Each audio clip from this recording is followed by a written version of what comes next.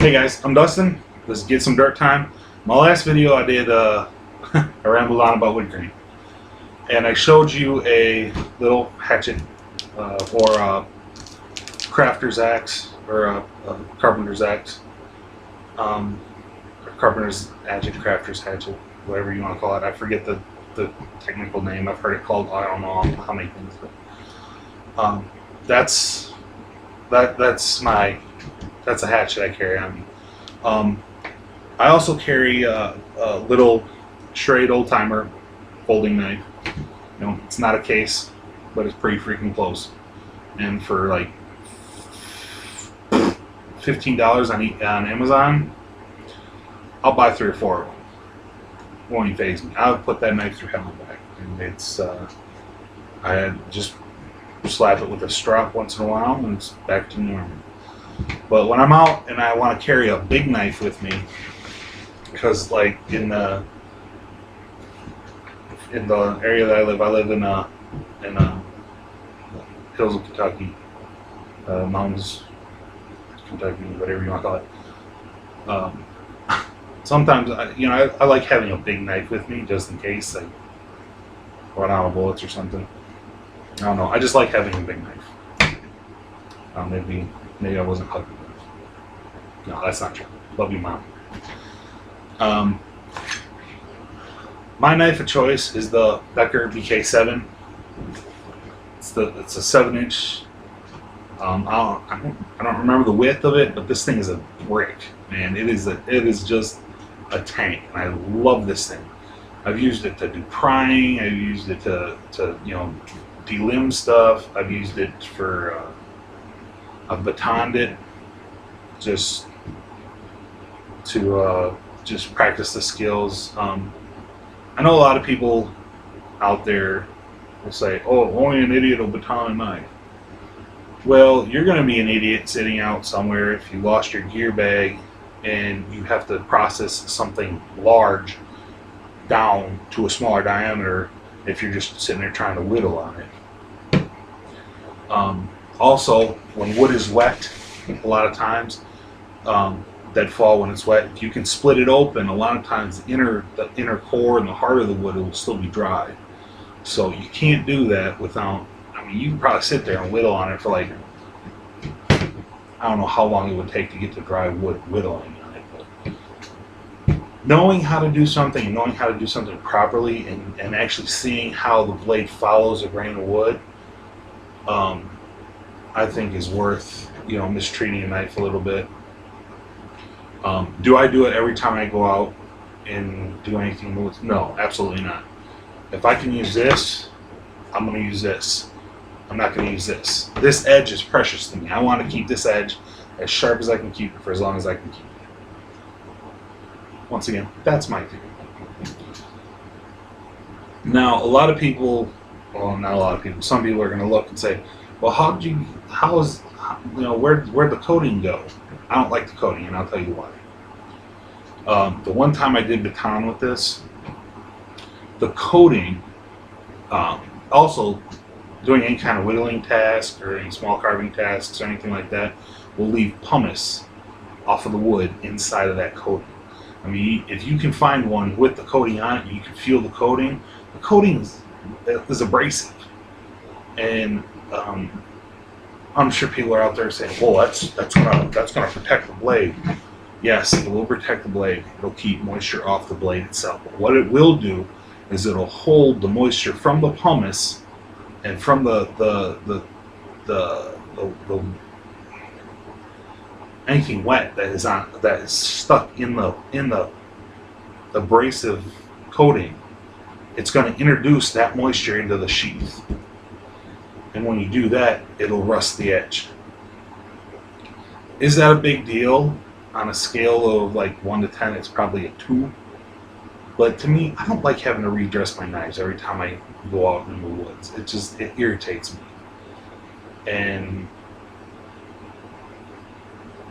not to mention, I'm pretty sure, I haven't had a chance to test the theory out yet, but I'm pretty sure now that coating's off, it's gonna baton a lot easier, because then you're not gonna be working against the abrasiveness on the wedge of the grind.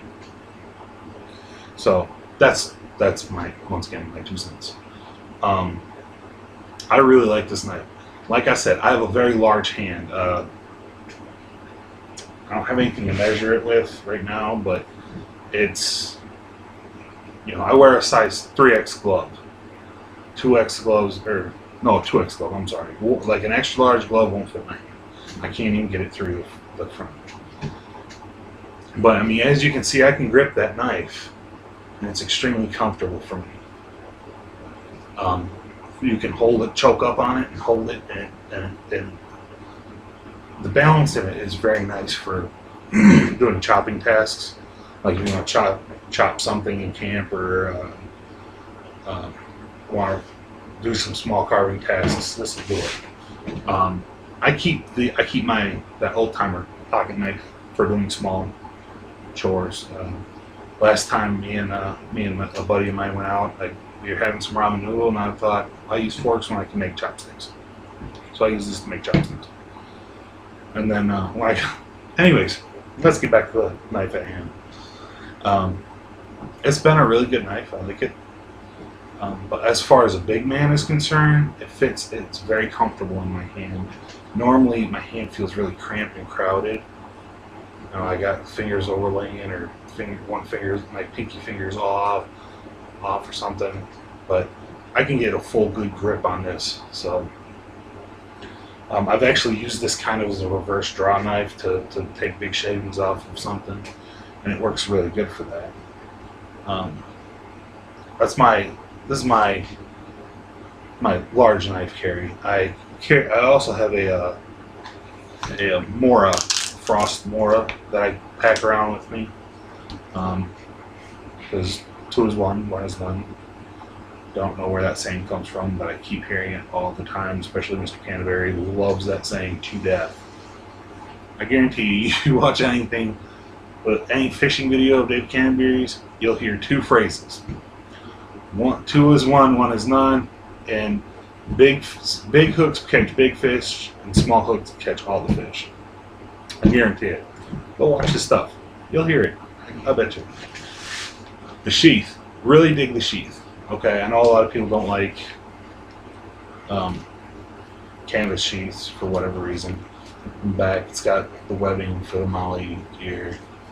It's got a snap and Velcro for the belt loop, which is a pain in the neck, but I dig it. I really like it. It's got a lash holes to tie it to your leg. Do not like that.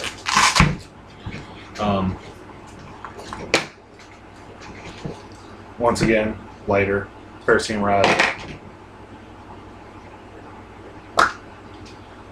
jute twine, and crap. I believe they're called micro infernos or mini infernos. They're from these particular ones are from the Pathfinder school. I got them with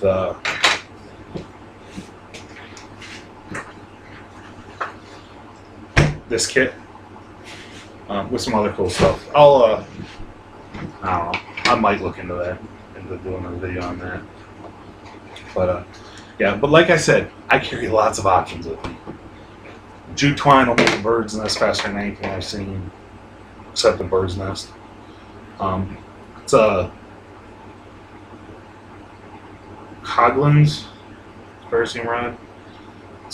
It works. Cool with me. One thing I did notice though is when I got down to the center, it seems like the core of the thing is a little. I don't know if you can see it. That dark spot in the center of the Ferricium rod is it's pretty. I don't even know what it is, but it's not consistent all the way through. Then again, this Ferricium rod was only $5. Actually, truth be told, I think it was even less than that. And then instant fire. I think this is a Gerber sharpening rod. It's got the diamond rod. It's got the flat side. It's got the round side, and then it's got the fish hook sharpener. I think I'm actually gonna have to replace this soon because it's it's losing some of its abrasiveness. So that I've had for years, going on a lot of years, over 10 years for sure. Now I don't know if you can see it. You probably cannot.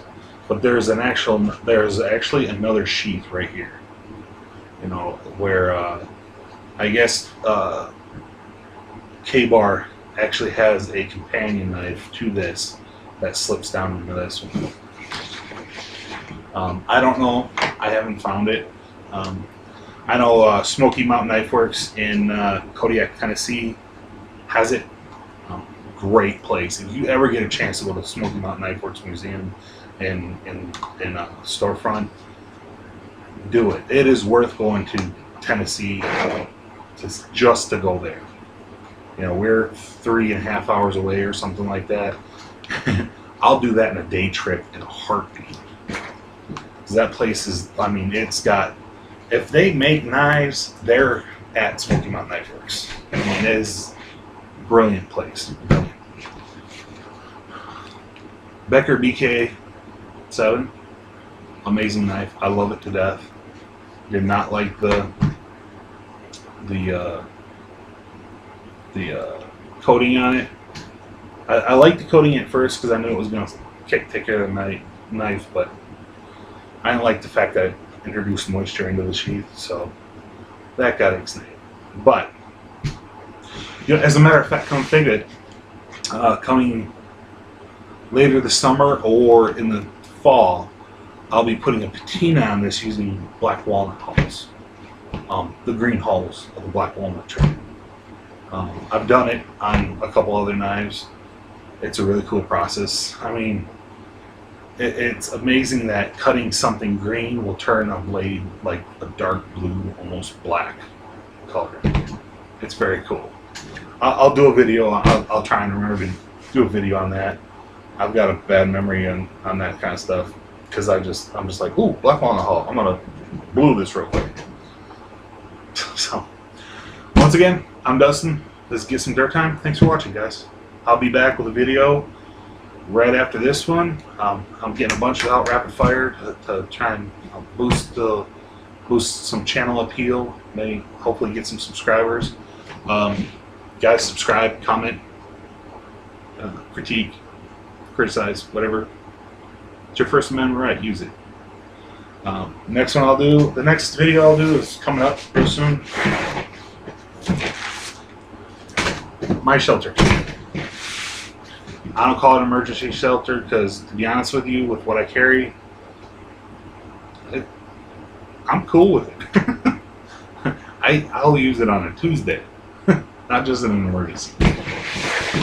I'll be back with another video in a little bit, guys. Thanks.